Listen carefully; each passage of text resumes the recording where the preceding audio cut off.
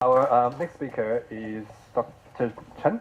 Dr. Chen from Xi'an Jiaotong-Liverpool University, and he's going to talk about solar power industry in China.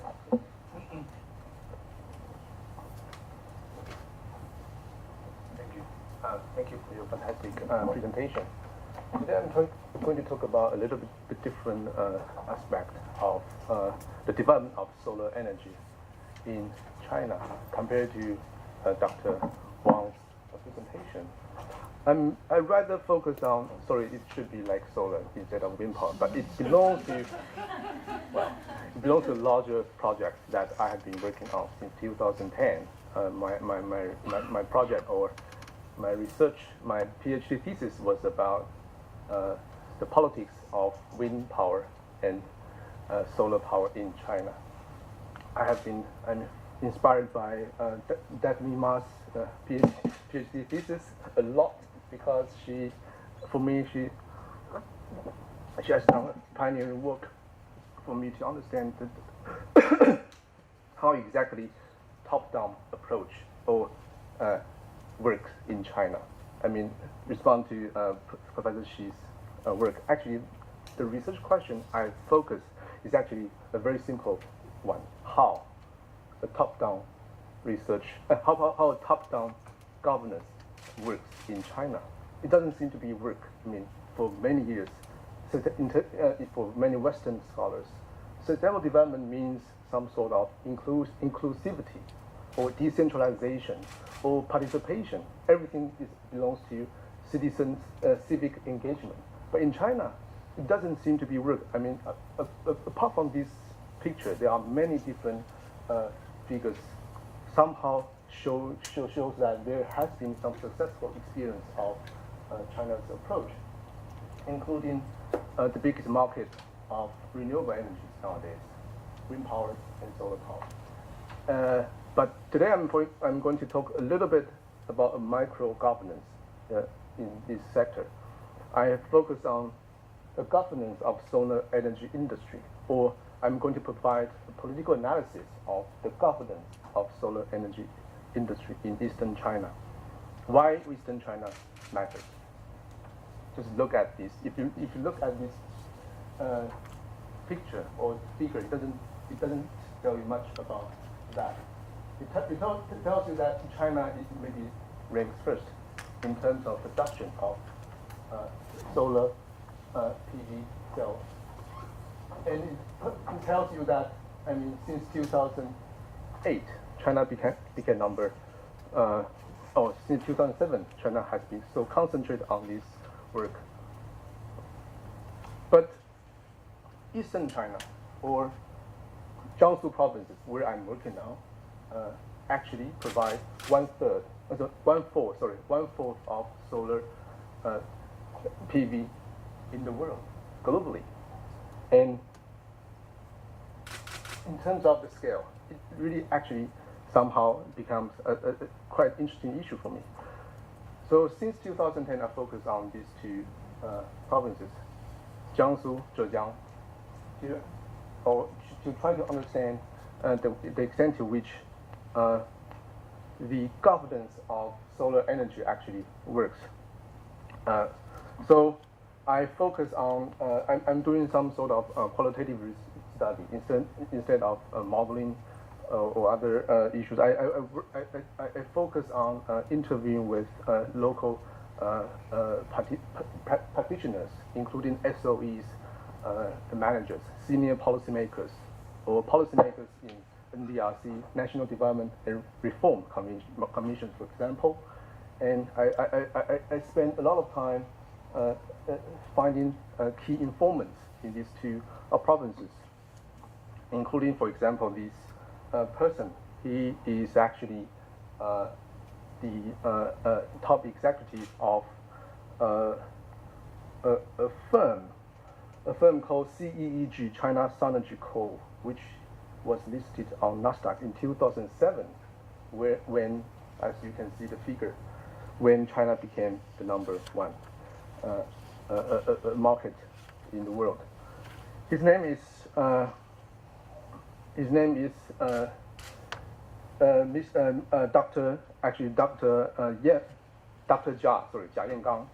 He actually, I mean, he's only part of these people. And I also interview, for example, state-owned enterprise managers in Zhejiang Energy Corporations.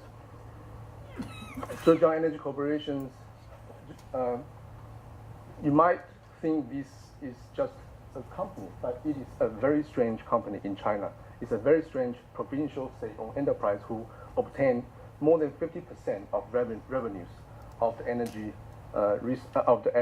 energy profit in China.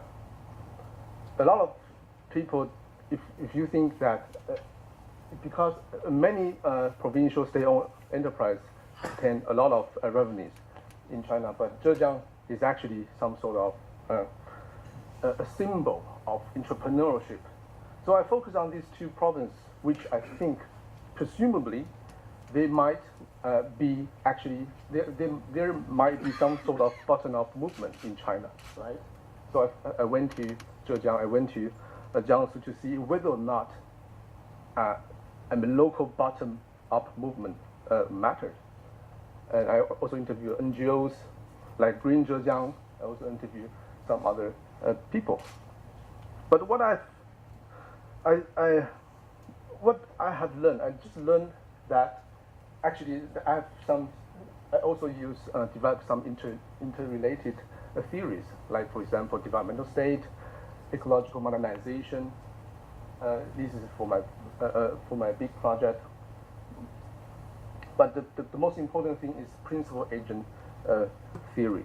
Principal agent theory allows me to actually understand how under the full problem of information asymmetry, like some of the presenters mentioned this early morning. Under the default problem of institutionalized information asymmetry, how actually the principle as central government can actually understand what happened in the local government, in the local regions. In other words, I just realized that some of my findings in terms of the governance structures in Jiangsu provinces, it somehow tells you a picture of the centralized governance in this sector. NDRC has been actually, in terms of developmental state discourse, NDRC can be seen as a pilot agent supported by central government, who has obtained a lot of powers, such as approval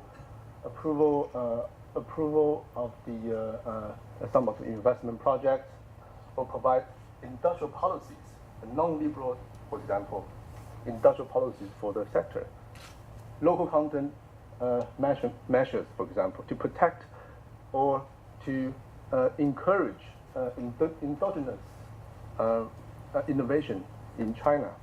So NDRC actually delegate this power to PDRC, Provincial Development and Reform Commissions. They use Energy Bureau to actually provide them with sort of power to actually implement some sort of key decision making. And PDRC also delegate their power to selected provincial associations. One of the most important associations I interviewed is a person's, I think it's Jiangsu Solar PV Industrial Association, who was actually led by former officials in Jiangsu provinces. His name is actually, I shouldn't say his name, sorry. Well, he's actually a very interesting former influential person who actually, when I interviewed him, he proudly said that I have been democratically elected by the industrialists in Jiangsu provinces. So that using these narrow information channels, the NDRC can actually gather the resources. And the information of the resource allocation. So provincial association acts actually at both, that has both functions. First of all is police patrol, which means that in terms of, I mean, in the theoretical term, police patrol means some sort of governance mechanism used for, intrusive intervention by the state in a frequent monitoring system by the central government. And the fire alarms for principal agent theories is something that the government rely on. I mean, normally outsiders like NGOs, activists. But in the local provincial association, they also receive this kind of voices from private companies, from the local problem, from the local actors. So it acts as a dual agent, working for the state, but also working for the local business practitioners, including NGOs and state-owned enterprises, and also private-owned enterprise who sometimes listed in NASDAQ. So in terms of, and they, PDRC, Provincial Development and Reform Commission, coordinate important issues with Economic and Information Technology Commission, Jinxinwei, to provide some information for the business actors.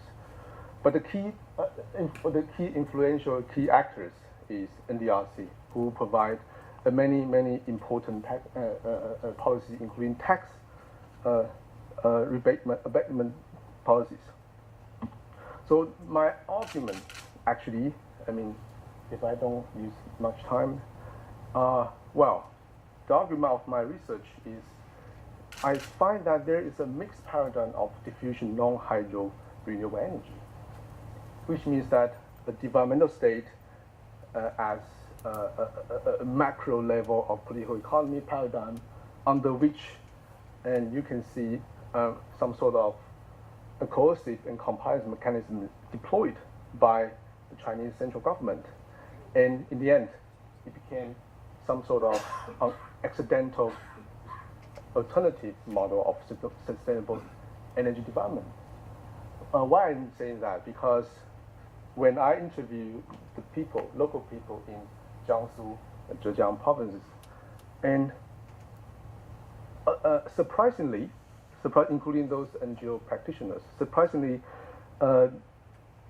majority of people told me that the policy has already been implemented, designed, planned by the top government, and they have little discretional power to actually participate in the decision-making process. But however, they use what I just mentioned earlier, the governance mechanism deployed by industrial associations to collect and move forward what local entrepreneurs want for the adjustment, for frequent adjustment of the policy produced by or introduced by the central government. So there are, of course, a lot of challenges ahead. In terms of the policies itself, a lot of commentators, including the interviewees I met, they say that actually there is a new type of policy called distributed PV. Thank you, PV solar energy, but it doesn't actually work. Quite well compared to their expectation. Why? Because policy integration has not actually provided, and firms, including especially private firms, the small and medium firms, they have problems with getting the money. Yes, that's when I interview them. The most important thing, the most important complaints they have is the lack of the resource, because they have to actually compete with state-owned enterprise. And there are actually many problems, but still nowadays you can see the whole governance arrangement has been actually provided by the state, including state-owned enterprise, using non-liberal economic policies to provide the so-called rapid developmental policy. So this is my book published last year, Governing Sustainable Energy in China. So thank you for your attention.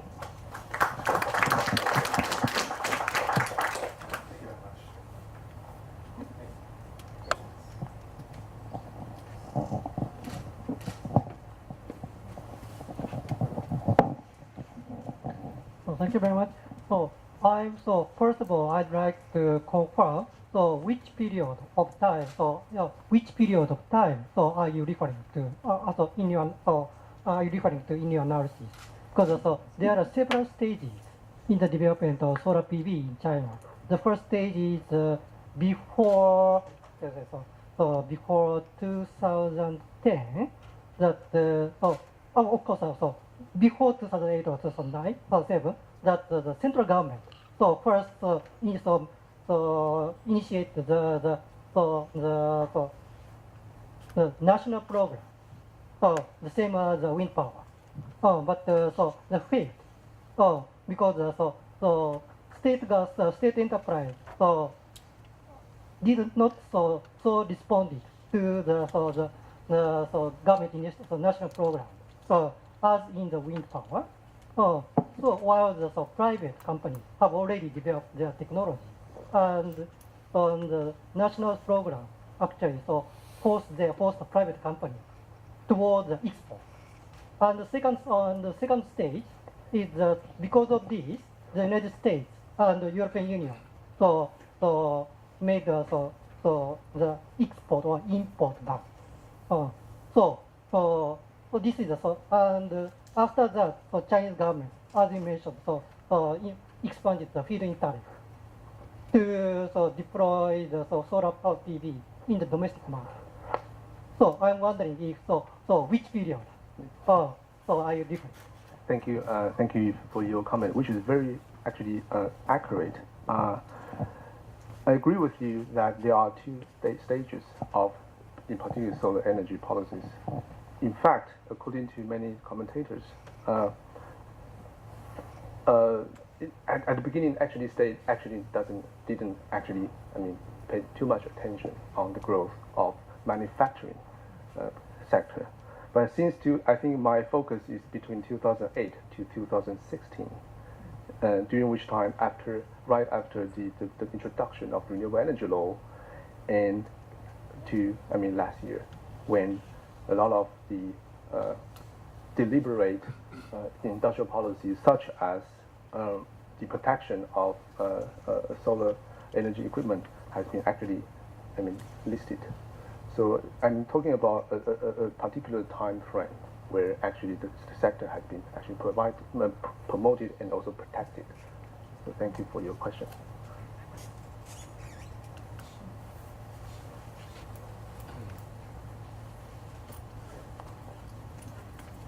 Okay, I think at the end you mentioned about the support for SMEs and startups in this area. It's not necessarily enough, sufficient to encourage them to enter the market. But as far as I understand that the Chinese central government, also provincial governments, are very keen to promote entrepreneurship, innovation, startups, and others. So I'm just curious about how the situation is with regard to this area of this energy. Thank you. That's very interesting question. Yes. Actually, I found that there are some sort of provincial variations between different provinces. For example, in Jiangsu provinces, the support has been provided by both of the central and local governments. While in Zhejiang province, the local officials just told me that as entrepreneurial province, we don't do that. It was 2013. But before that, the phenomenon was that they as the entrepreneurs in Zhejiang province, they haven't actually received enough sufficient money for that support. A lot of successful experience came from Jiangsu province. So I hope it's clear.